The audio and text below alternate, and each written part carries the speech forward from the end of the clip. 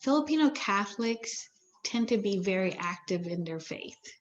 They like to serve in their parishes. I mean, if you look around and you look at the different ministries, to the extent that there's Filipinos in the community, they're all over the place. They're Eucharistic ministers. Oh, and they of course love to be in the music ministry. My husband actually is in the music ministry.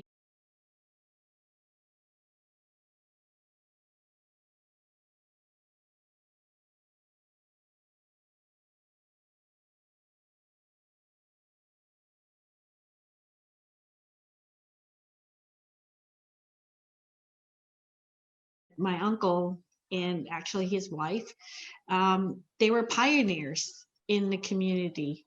And for them, when they talk about it, when they used to talk about it with us, it wasn't easy. It was tough, even from a social perspective and getting a job, being able to become, uh, in positions of more responsibility was hard during their time.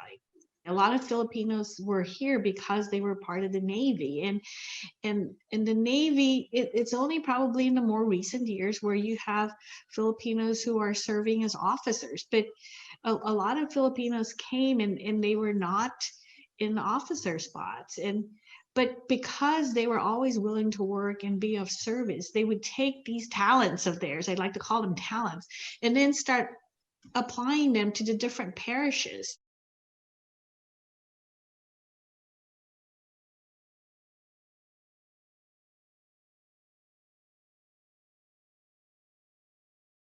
And one of the things that I find very encouraging from a Filipino perspective is there's a lot of religious, let me just call them organizations, that continue to practice their veneration, because each of us have an affinity for our different shrines in the Philippines. We brought them here. So there's a big organization that continues to perpetuate the venerate the of Santo Nino, for example, Our Lady of Manawag. Um, I personally am drawn to her. She's actually Our Lady of the Rosary, and so there's a lot of Filipinos who venerate her and come to her and pray to her for healing, assistance, and so forth. Personally, she has healed me.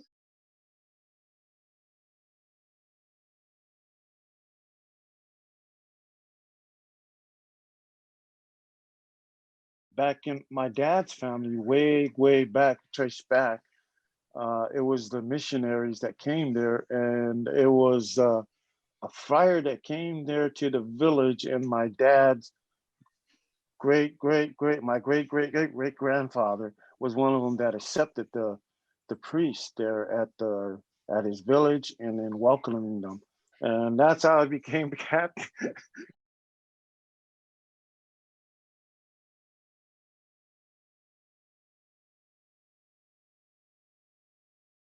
Just coming out from base, coming to Oceanside, going out in town and sightseeing, and then I saw the Mission San Luis Rey Parish.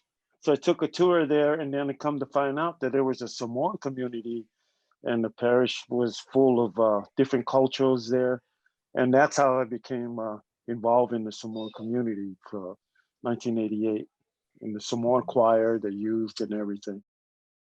When I first sang in front of the community, the parish, the Hope parish community, I felt kind of shy, because I'm singing. I wonder if they understand what I'm singing.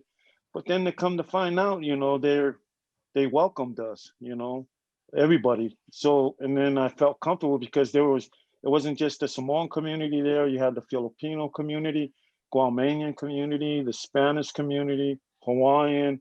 So it was different. Even had some Irish and Germans there as well. To me, I think it's the pastor that really sets the tone and try to get everybody involved. So it's really, I say it's just down to the pastor.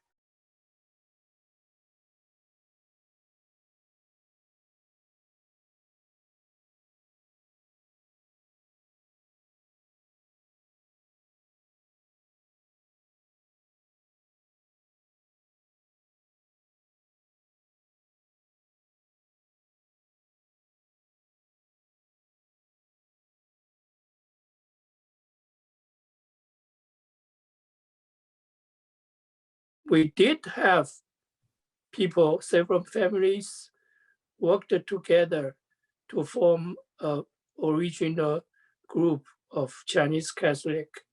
One of the group members recommended St. William of York, and it was good. When that time, Father George, and after that, Father Nick, they all support us.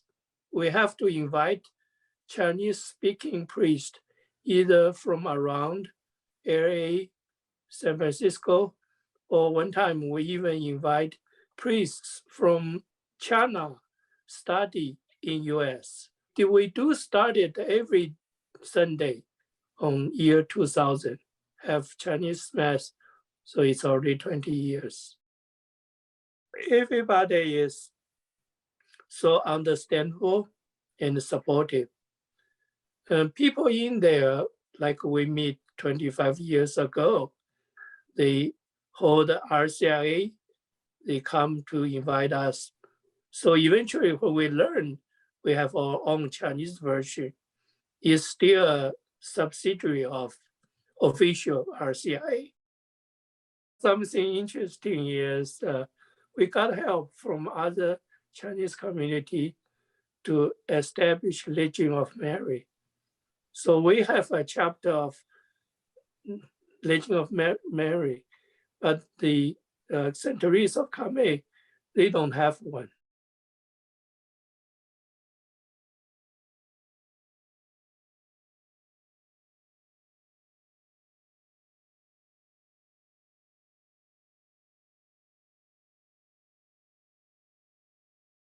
Back in 1998, Indonesia had a series of riots against ethnic minorities in Indonesia and also religious minorities. My mom and dad experienced that firsthand. In fact, my uncle on my mom's side moved to the United States in 1998 as a direct result of those riots.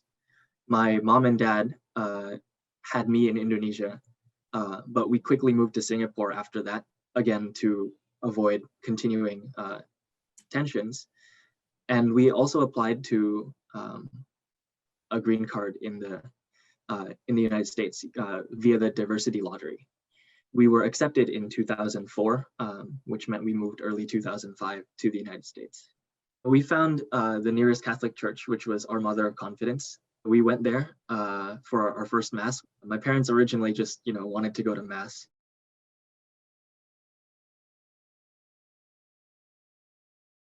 The first thing he did was hug myself and my mom and dad, like as soon as we walked in. That was unexpected, but it was really nice.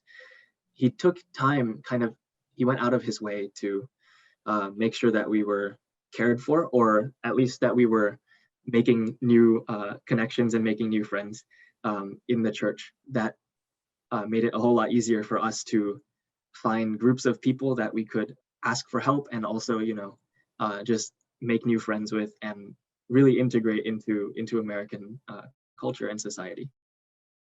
So the Indonesian Catholic community is actually based in our guardian angels in Santee. So we meet normally once a month for Mass, and then we have a potluck kind of gathering afterwards. And that's a really good place to be able to celebrate a faith that we wouldn't be able to celebrate quite as openly in Indonesia. We're able to talk about faith.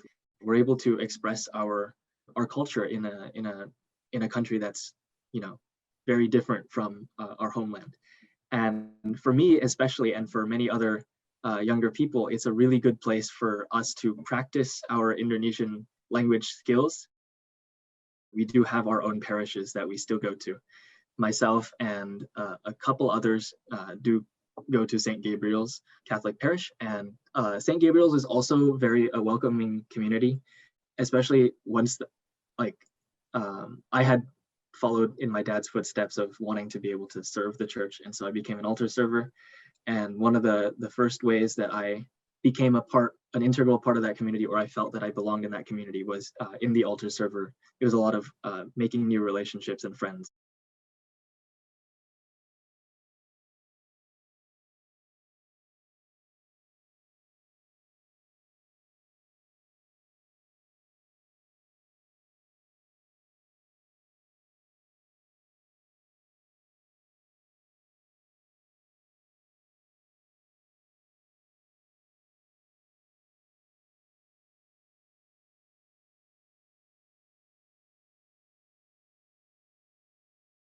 even though, we would barely interact, but we always knew, that people around you are aware of you, because all of a sudden somebody would stop us and say, "Oh my God, your daughter has grown up to be so tall. I remember seeing her when she was a baby." And this would be somebody, who we have never spoken to, So it would feel nice, that you're being observed, and people know you.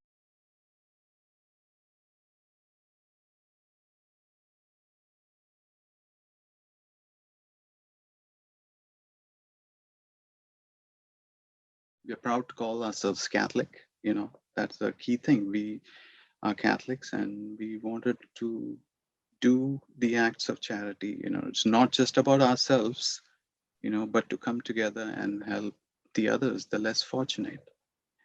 Get-togethers and prayer meetings and all that are fun, and you can definitely enjoy the company of others, but you need to also do actions to help the less fortunate.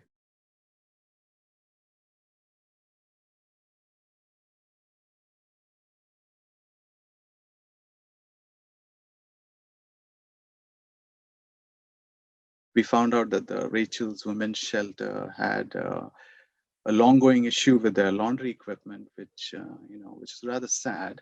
And the women had to basically late night, cross the street and do their laundry. So we were able to basically put together funds and purchase them a new, laundry machine and a dryer. And one of our members even recently agreed to provide them with a year's supply of detergent.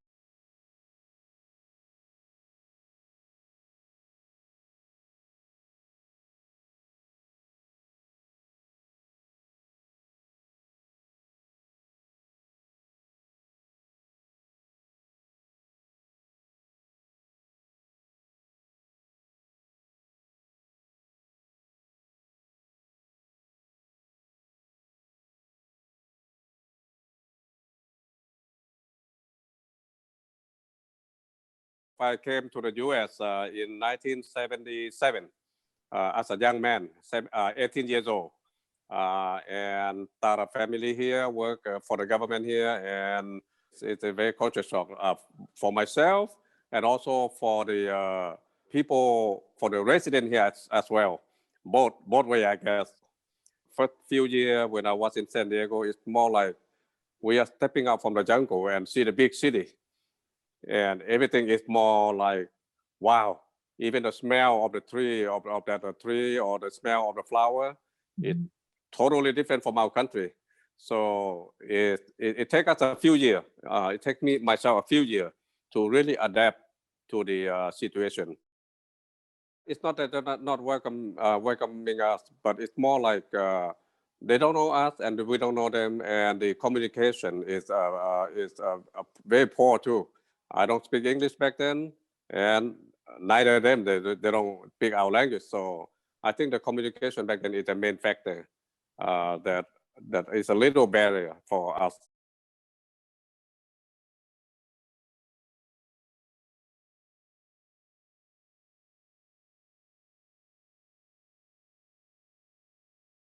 We live all over the place, from Chula Vista all the way to Escondido. Many years ago, we have been a member of St. Rita Church. Every Lao member, we sign up to be a member of St. Rita Church down on Imperial Avenue. We were welcomed by Monsignor Patterson. He welcomed us with open arms and very warm, like this is your home.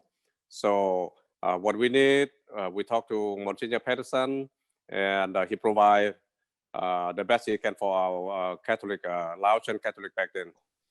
That was about, let's say, I would say 20 years ago. And after the head of the organization, he moved away from San Diego, and our member become fragmented again. So many of us we just go to the church nearby our home.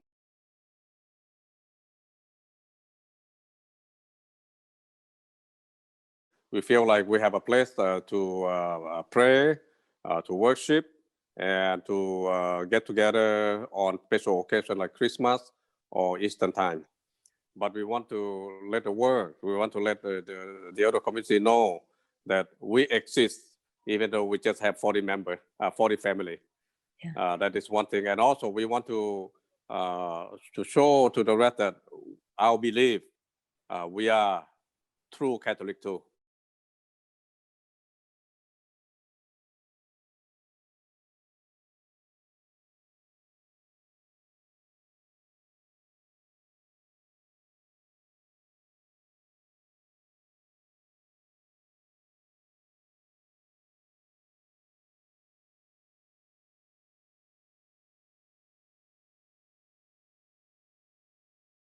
The North took over the South. Saigon collapsed, and my family, among with many hundreds of thousands, and later on million, again fled the communism, and we came here.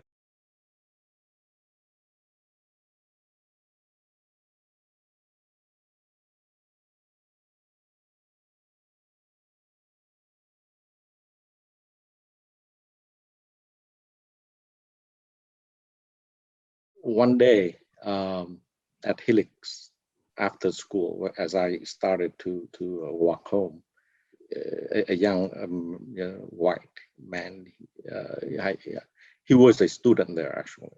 He just approached me and told me that, hey, why don't you go back to China? So somehow he figured out that I, was a foreigner to him, but he did not know that I was Vietnamese. He told me to go back to China.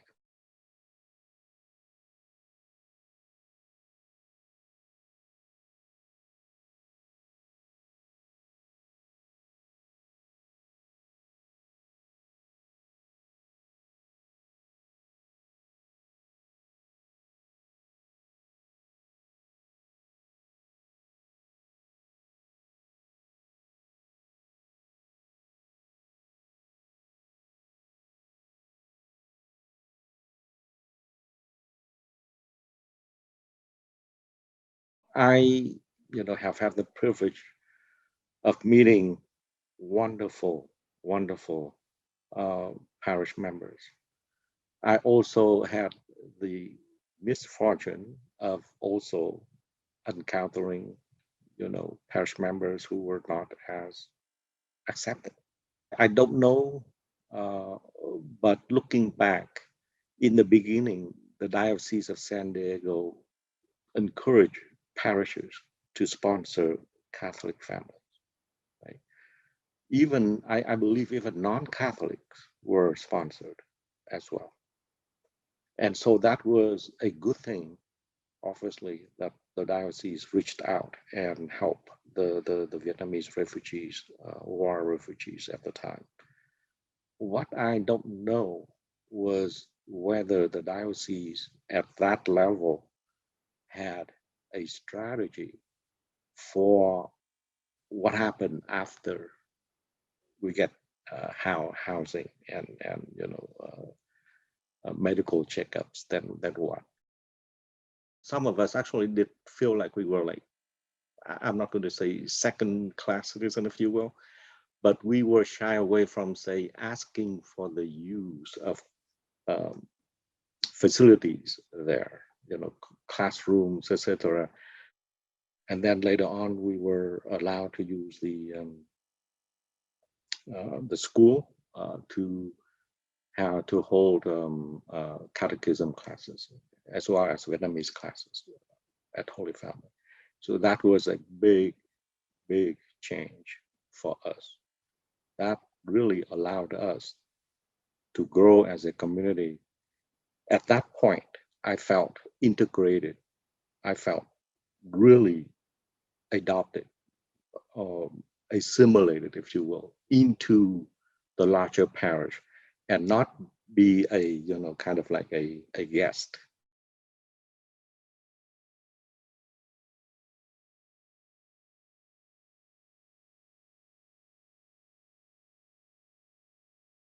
It is unbelievable allowing the, such a you know, the image of the Vietnamese martyrs there speaks volume in terms of how the pastor at the time, Father Ortiz, how he sees the Vietnamese community and how he wants to develop the parish into a all-in-one, you know, idea at the time.